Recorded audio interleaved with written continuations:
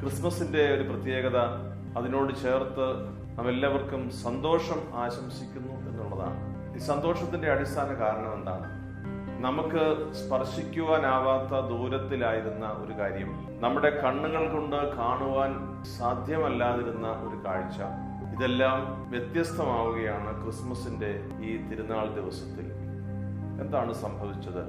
ദൈവം ദൈവമായി നിലനിൽക്കുമ്പോൾ സ്പർശിക്കുവാനോ കേൾക്കുവാനോ കാണുവാനോ ഇടപഴകുവാനോ സാധ്യമല്ല എന്ന് മാത്രമല്ല, ദൈവത്തിന്റെ പൂർണ്ണ രൂപത്തിൽ നമുക്ക് ഉൾക്കൊള്ളുന്നതിന് സാധ്യവുമല്ലാതിരിക്കുമ്പോൾ ആ ദൈവം നമുക്ക് മനസ്സിലാകാൻ വേണ്ടി മനുഷ്യന്റെ രൂപത്തിൽ നമ്മുടെ ഇടയിലേക്ക് വരുന്നു.